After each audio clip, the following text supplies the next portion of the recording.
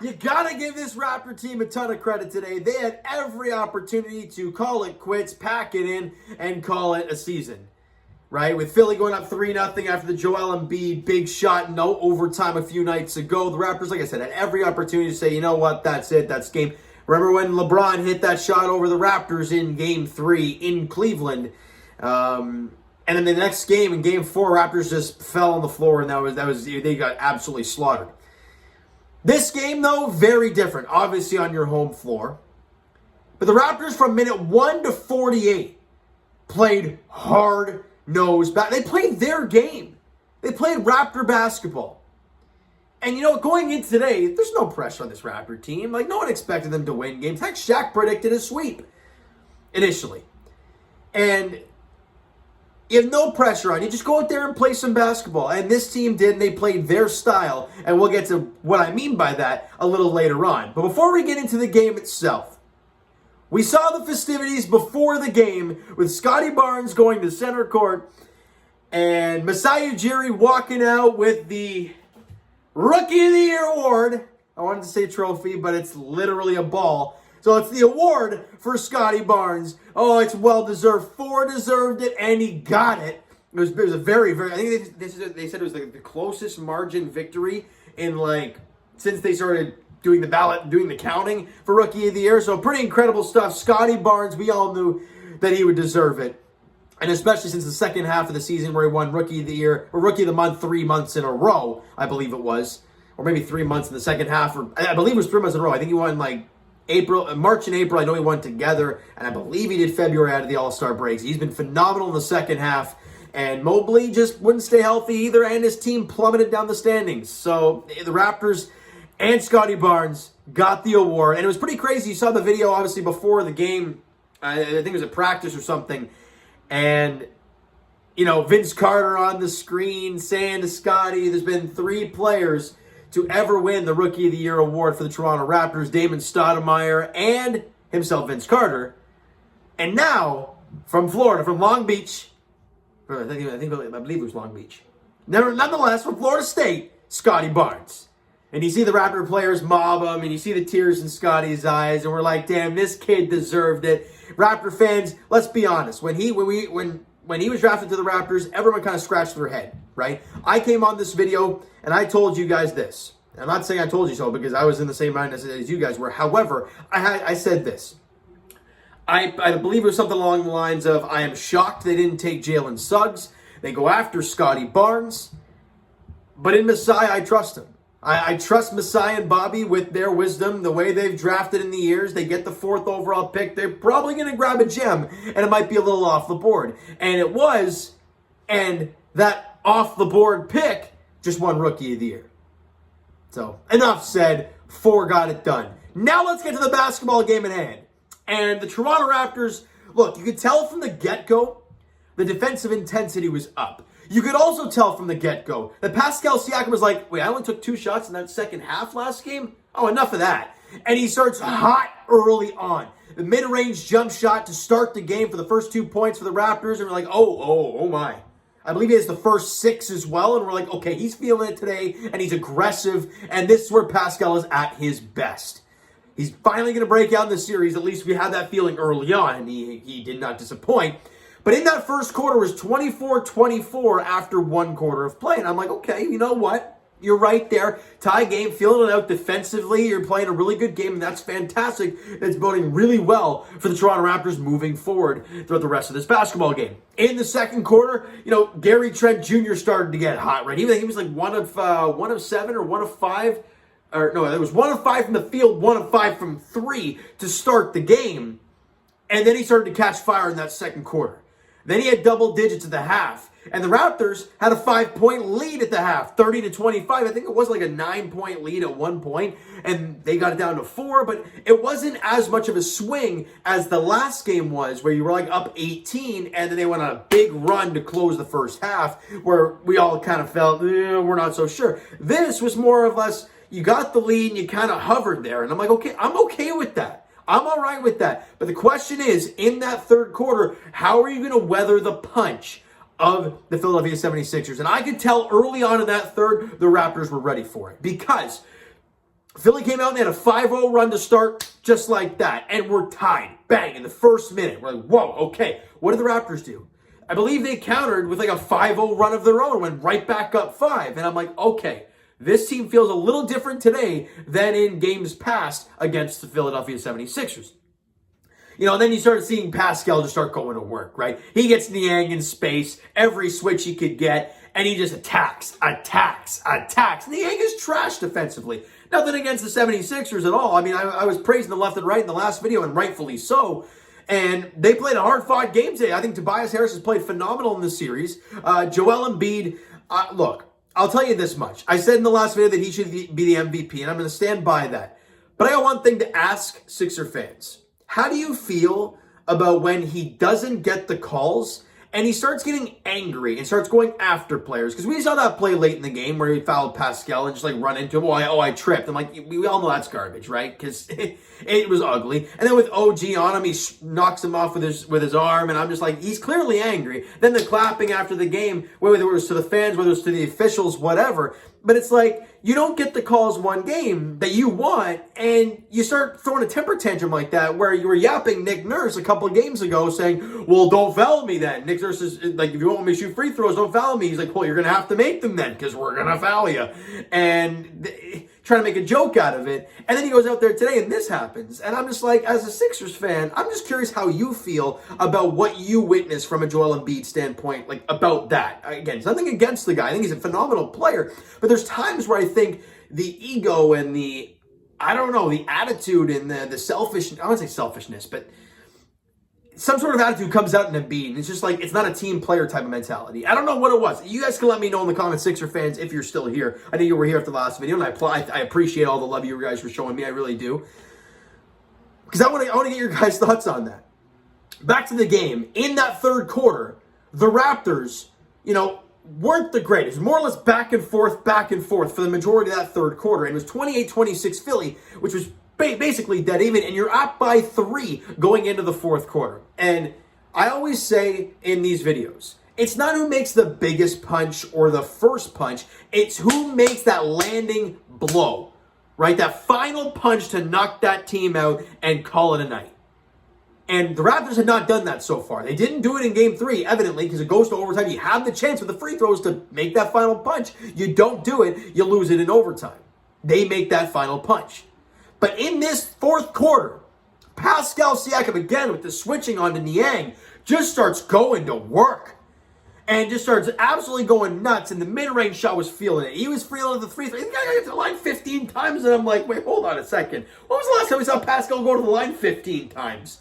I don't know. But when he's aggressive and going downhill against a not a very good defender in Georges Niang, you're going to get the calls because you're the superstar out of that matchup. So it is what it is. And the Raptors, they close it strong defensively, causing havoc on turnovers all over the place, and runouts, and just making shots, making your freebies, and you win the game. Win that quarter, win the big quarter by 5, 30-25, and you win the game 110-102. Now, let's get to the team stats. Actually, let's hit the player stats. We always talk about Fred VanVleet leaving the game with the hip injury. He tears his jersey as he leaves. And honestly, I don't blame the guy because he's been dealing with the knee thing the entire time. Now it's something else. And he hasn't been playing well. And obviously, it's in possibly the final game of your team season. And that's starting to bug you like crazy. It's just like, I get it. I feel for Fred. I really do. Only played 14 minutes, 5 points, couple boards, 3 assists on 2 of 6 shooting, 1 of 3 from distance. Did have that really nice, I can't remember who he got off the dribble. It was nasty. And then the pull-up jumper that he had. OG Anunoby started the game really slow shooting the basketball. However, as the game went along, he started to find his mojo. And ended the game with 11 points, 5 boards, couple dimes on 3 of 13 shooting. It was 4 of 5 from the line and 1 of 7 from distance. And that 1 from distance was a big-time 3. I think you were up by 9 at the time with like 3 minutes left in the game. It's not about how many threes you make. Well, I mean, obviously it is, but it's the timing of it, right? That was a big-time shot for OG. Pascal Siakam, easily the player of the game in this one for the Toronto Raptors. 34 points, 8 boards, 5 dimes on 10 of 19 shooting. That's more like Pascal. The 13 out of 15 from the free throw line, not so sure about, but I'll take it any day. And he was 13 of 15 when he got there, making your freebies. And those 2 he missed were in the fourth quarter when he had a 3 he had 3 free throws and he went 1 of 3 from there. Otherwise, he didn't miss. So he was phenomenal tonight. 1 of 4 from distance. He had a steal, 2 blocks in the game, plus 13 on the floor. He was outstanding. Gary Trent Jr., back-to-back games for DTJ where he's been shooting the ball lights out. And you need a guy like this, especially with Fred, the uncertainty even going into game 5. You need Gary Trent Jr. to knock down shots. And as I mentioned earlier, he started the game like 1 of 5 from the field, 1 of 5 from 3, really struggled, but ended the game with 24 points, 3 boards, 1 done, 8 of 20 from the field. So you guys can do the math. I'm pretty bad at that stuff. You guys know that by now. That's, 7 of 15 the rest of the way? I might be right, actually. Either way, is 7 of 15 for the rest of the way, 5 of 5 from the free throw line. He ended the game 3 of 10 from 3, so you guys can do the math. That was 2 of 5 from distance after that 1 of 5 start. So he really got it going. 2 steals and a block for GTJ. And the guy that, in my opinion, might have been a tipping point was Thaddeus Young. Now, I know people have gone on me a little bit about the Masai Ujiri, the trade for Thad, this and that. But in an impact moment, your veteran got it done. Defensively, locked down, putting Joel Embiid on skates. Thaddeus Young, of all people, putting Joel Embiid on skates. 13 points, 5 rebounds, 5 assists, scrapping for loose balls. 6 of 9 from the field, 0 of 2 from the free throw line, 1 of 3 from distance, 3 steals and a block, was a plus 14 while he was out there. Thad Young made an impact today, and it was massive in every aspect of the game. He had 13, 5, and 5 with 3 steals and a block. Like, what else do you ask for your veteran bench guy? To go out there and just put in work, and Thad did it today. Now, what we were all shocked to see was Scottie Barnes play today. I was baffled. Honestly, I was shocked, and when I heard he was in the line, I'm like, okay, Scottie, just don't hurt yourself, please. I understand it's the playoffs. I get it. But Raptor fans, we can all agree, we just don't want to see Scottie get hurt for long term. Now, obviously, he wouldn't be out there if there was a threat of a long-term injury with the ankle sprain that he had, or whatever it was diagnosed as. I think it was an ankle sprain. But Scottie Barnes came into the game and instantly made an impact. Not scoring the basketball. In his first 5 minutes, he had 5 rebounds. Ended the game with 6 points, 11 boards, 2 dimes, was 1 of 6 from the field. But again, I don't expect the shot to fall for him. Did go 4 of 5 from the free throw line, converted an and 1. Was 0 of 4 from 3, but it's okay. Take those shots forward. Keep going at it. Was a plus 3 when he was on the floor. Played only 25 minutes, and you know what? I love it. 6, 11, and 2 in 25 minutes, and a plus player? Fine by me. On an ankle where we're all kind of wary about, that great job for Scottie B. Now, let's get into the team stats before we wrap this puppy up.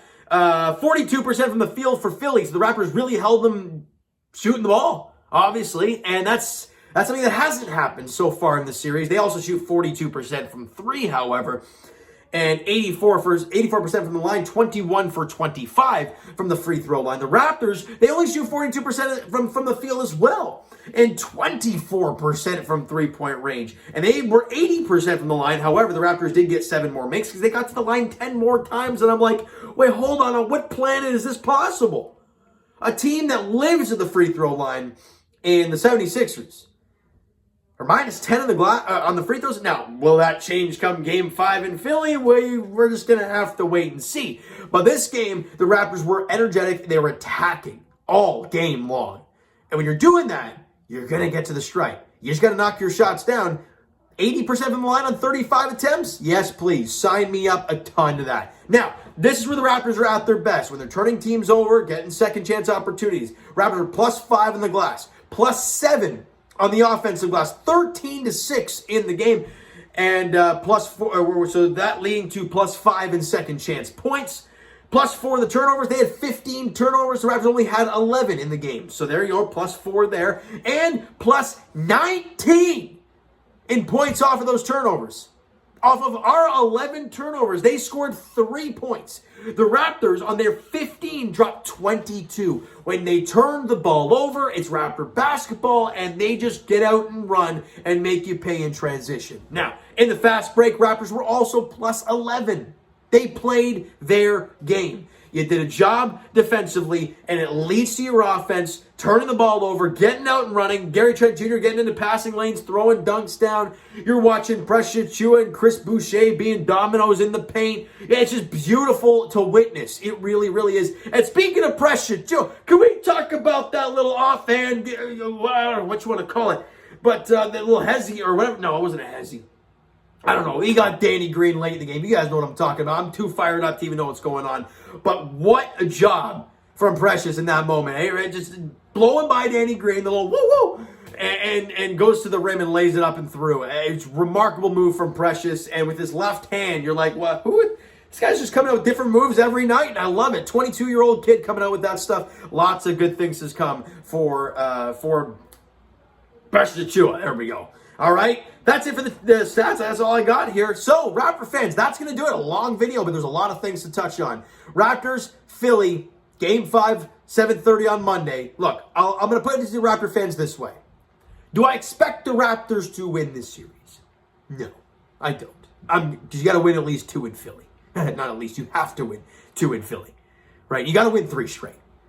Heck, you got to win 4 straight if you look back to today's game. But if you're the Toronto Raptors, all you think about is Monday. You don't think about being down 3-1. You go into Monday looking to win that day and that game. You can't have any other mindset, and I believe that's the mindset they probably had coming into today. We're down 3-0. Let's go out there and win today, and they did. But we'll have to wait and see how that all plays out, though. Will the whistle change? We'll see. You know, Embiid and they're obviously the energy's going to be there. Tyrese Maxey was down today, so he'll probably want to get going in Philly there with the home crowd behind him. It's going to be a tough one for Raptor fans. However, if they do win that game, things get a little interesting because then you come back to Toronto for Game 6. What happens if you use the home court and you win that game? You go to Game 7. So it's going to be interesting to see what happens on Monday. But for Raptor fans, enjoy this win because we don't know how many there's going to be. And just enjoy the W. Enjoy the great playoff performance from Pascal Siakam after everyone in the comment section is yelling to trade him after Game 3 being non-aggressive. And he goes out there aggressive today and drops 34, 8, and 5 on 10 of 19 shooting and was the MVP in this game, no doubt. All right, Raptor fans, that is going to do it for this one. If you enjoyed the video and enjoyed the game this afternoon, because if you're not, you're either a Philly fan or you're just not a Raptor fan, smack the like button. Appreciate that. Hit the subscribe button. You guys not already comment down below. Thoughts on the video, thoughts on the game, what you like, what you not like. From today's game for the Toronto Raptors, the Twitter link is down below, so follow up, send me a DM to like great stuff. The Instagram link is also down below, so follow up there if you guys have not done so already. And I will talk to you guys Leafs edition later on tonight. They are taking on the Florida Panthers down in Sunrise, Florida. And as for the Toronto Blue Jays, they're in action right now against the Houston Astros in Game 2 of that 3-game series there.